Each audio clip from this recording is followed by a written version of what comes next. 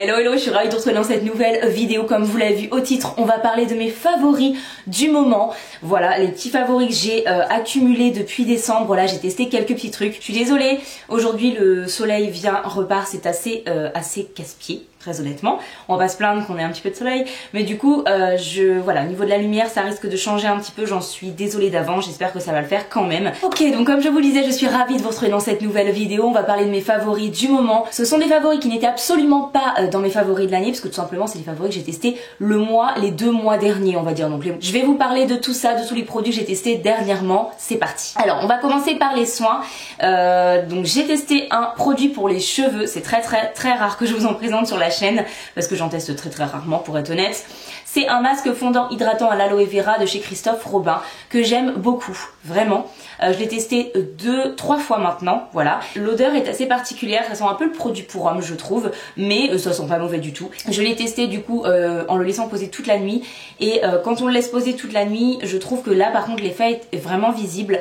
Ça hydrate le cheveu, savoir que tous les masques, les huiles, tout ce que vous voulez, ça alourdit forcément mon cheveu parce que moi il me faut minimum 2 shampoings pour m'en débarrasser si je puis dire, pour plus avoir la texture voilà dans les cheveux. Là je l'ai fait poser hier soir, je me suis lavé les cheveux ce matin et pour le coup là je pense qu'il est quasiment parti de mes cheveux. Par contre mes cheveux sont ultra doux, je le sens là au niveau de mes pointes.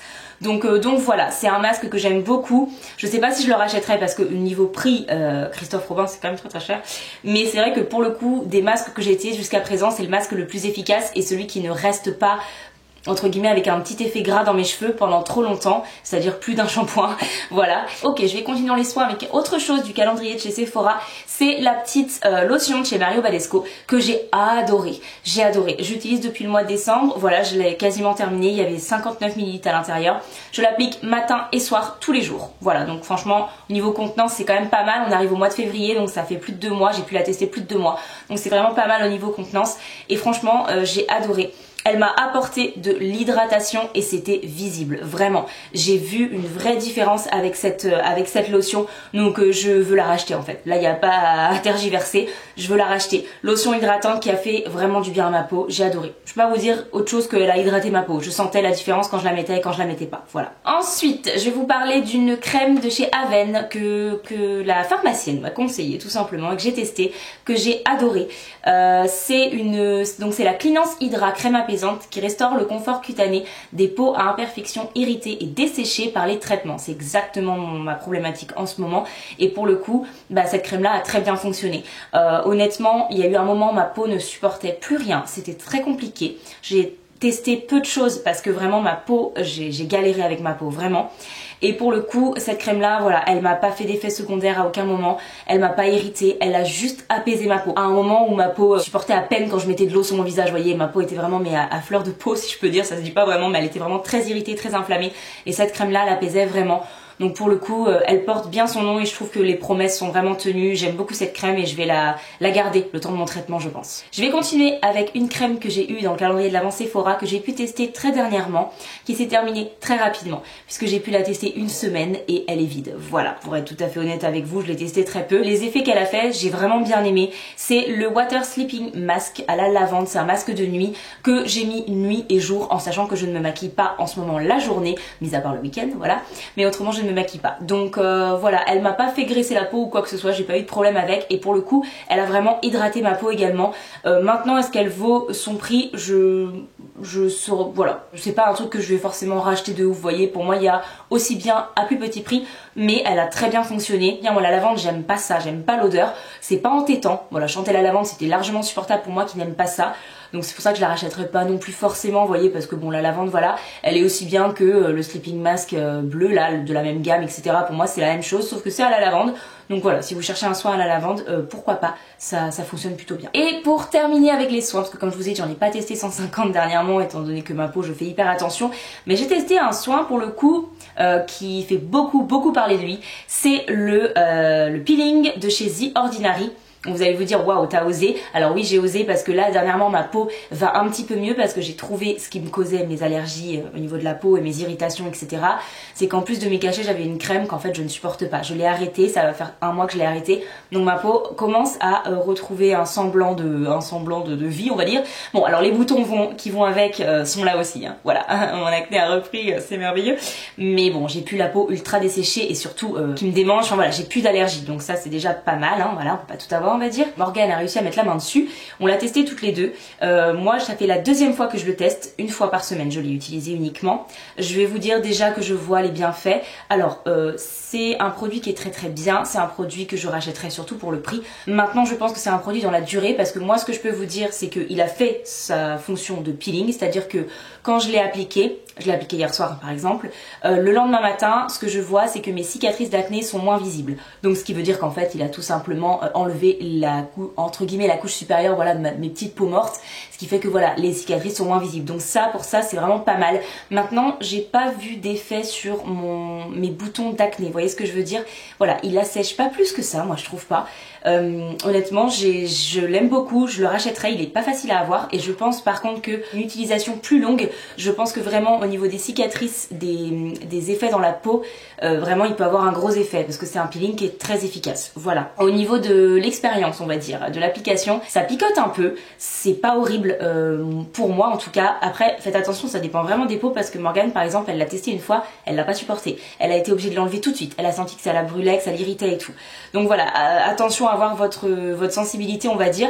Pourtant, j'ai pas une peau qui est, surtout en ce moment, j'ai pas une peau qui est ultra costaud. Mais écoutez, moi, je l'ai supporté sans problème. Ça me picotait un petit peu au niveau des ailes du nez ici, mais c'est tout.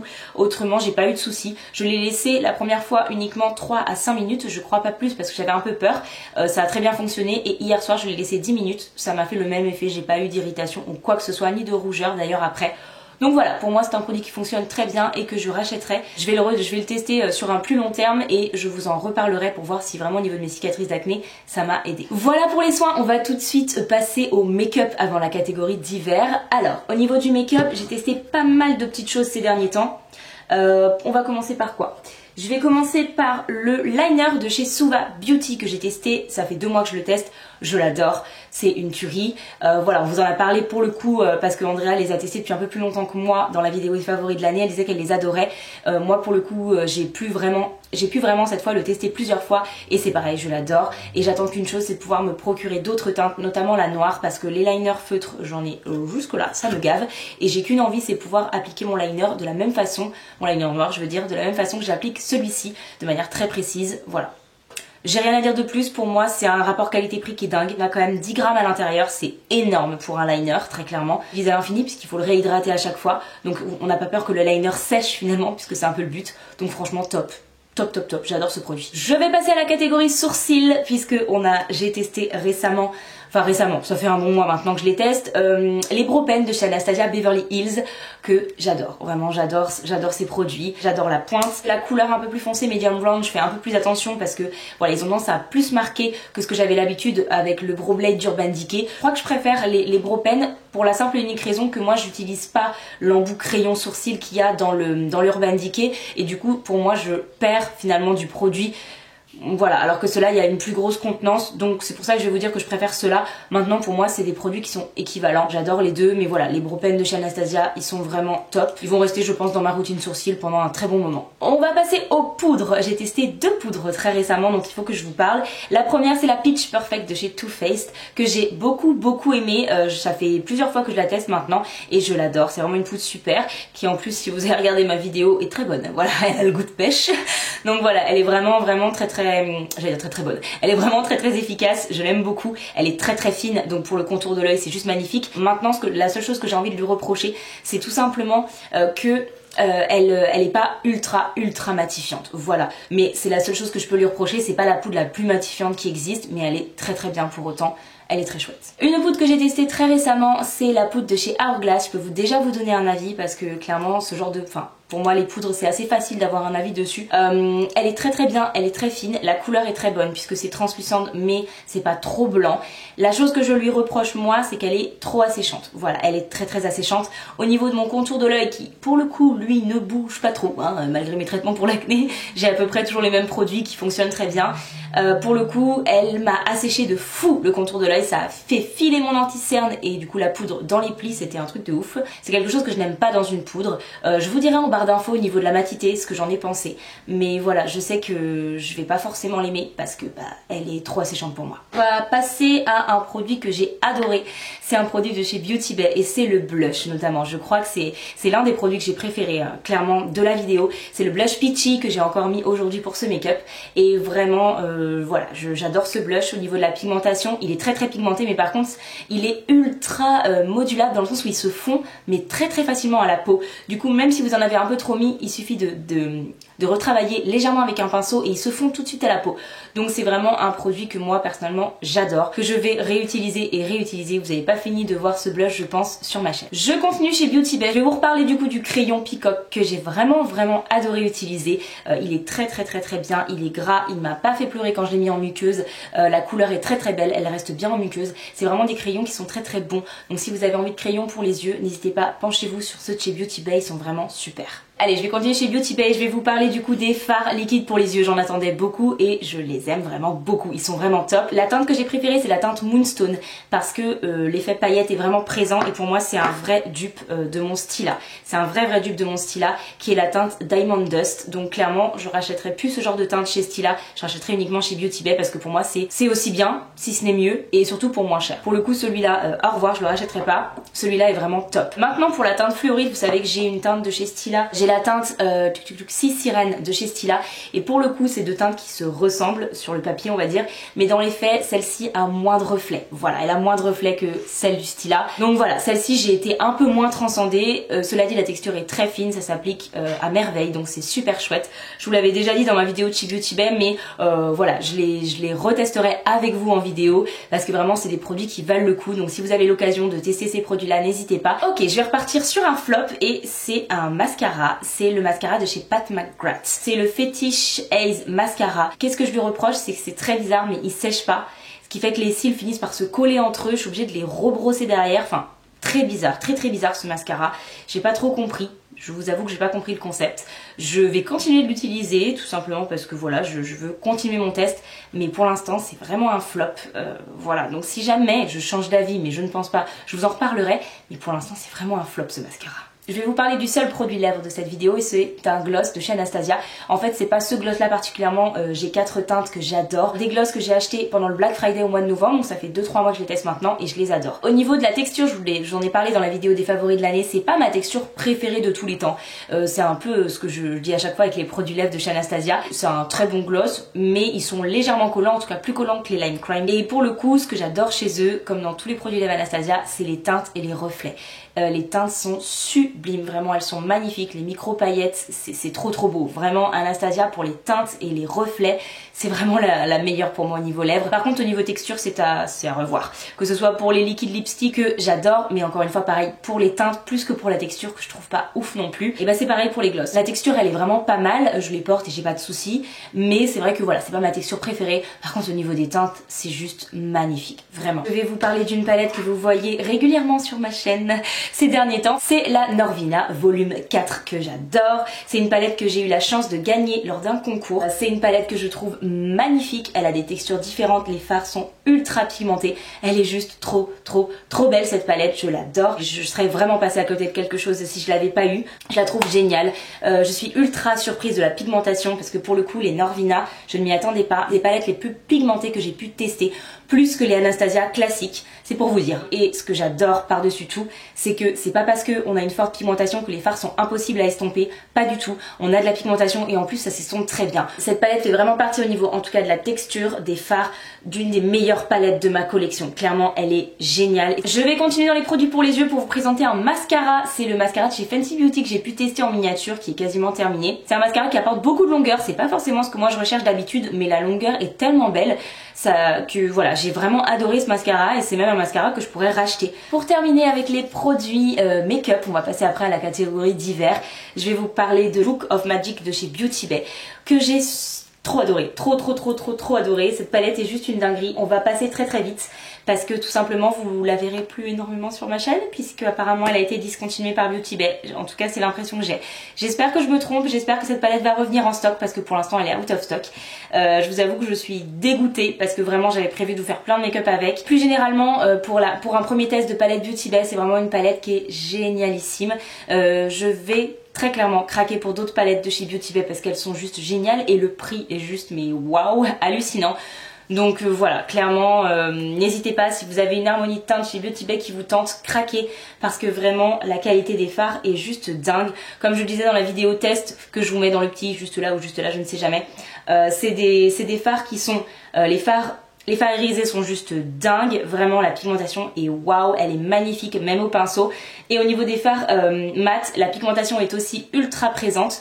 Vraiment, on a une très bonne pigmentation. La seule chose que je vais lui reprocher un tout petit peu, c'est qu'on a des fards légèrement poudreux. Mais quand on sait que cette palette vaut 18 € et que Beauty Bay fait très souvent des soldes, notamment j'ai eu cette palette pour 8 €, d'accord, clairement ça vaut très largement son prix. Et je vous le dis, c'est la palette au meilleur rapport qualité-prix de ma collection, ça y a pas de doute. Voilà, j'en ai terminé avec les produits soins et make-up. On va passer à la catégorie random. En ce moment, la seule chose que je fais en dehors de mes vidéos, etc. et mon contenu, à part bosser bien sûr, puisqu'on ne sort plus, qu'on ne fait plus grand chose, c'est des séries et des jeux vidéo. J'ai depuis récemment la Switch. Je joue particulièrement à plusieurs jeux, mais notamment Animal Crossing. Je saigne Animal Crossing. Je suis une fan absolue depuis la première version du jeu d'Animal Crossing. Je jouais sur DS, j'arrêtais pas de jouer avec, je l'ai saigné le jeu, vraiment je l'ai saigné. Et là voilà, j'ai acheté la version pour la Switch du coup, qui est encore mieux, hein, très clairement, qui est encore mieux. Animal Crossing, toute ma vie en ce moment. Il y a 3 séries dont il faut que je vous parle, j'en ai regardé pas mal ces derniers temps, tout simplement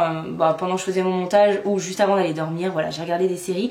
Et j'ai regardé déjà les chroniques de Bridgerton, j'espère que je le prononce bien. Oh, cette série, j'ai adoré. Pourtant, c'est pas du tout mon style de série habituel. Vraiment pas.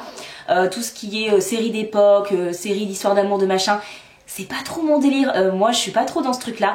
Mais alors, pour le coup, cette série-là, je l'ai adorée. Vraiment, j'ai adoré cette série. Je sais pas, j'ai trouvé qu'elle était bien faite. Oui, il y avait des histoires d'amour, etc., mais pas que. Et j'ai trouvé que il y avait des problématiques qui étaient abordées au niveau du féminisme et tout. J'ai vraiment adoré cette série, je l'ai trouvée géniale. Même si, comme moi, vous n'êtes pas trop dans ce style-là, essayez. Parce que pour le coup, vous voyez, moi, je l'ai adorée. Grosse surprise, mais j'ai adoré, vraiment. Autre série, du coup, que j'ai adorée, c'est une série française. C'est Lupin. Je pense qu'on a tous regardé cette série récemment. Si vous ne l'avez pas fait, vraiment faites-le.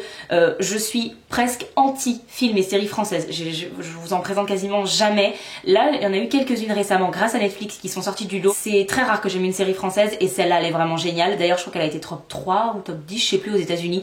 Vraiment, la série Lupin, elle est top. Omar Sy, bon, voilà, pour moi, c'est un très bon acteur. Et pour le coup, il nous l'a encore prouvé ici. Vraiment, la série est vraiment géniale. L'intrigue est super chouette. Si vous n'avez pas encore eu l'occasion de la regarder, n'hésitez pas, parce que déjà, il faut soutenir les séries françaises quand elles sont bien. Et celle-là, elle est vraiment géniale.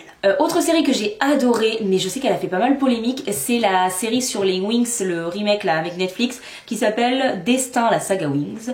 Moi j'ai adoré. Ça pour le coup c'est typiquement mon genre de série, du fantastique, machin, enfin j'ai adoré. À la base j'avais un peu peur que ce soit trop en mode ado, vous voyez, parce que c'est l'histoire des nanas qui se retrouvent dans une école et tout.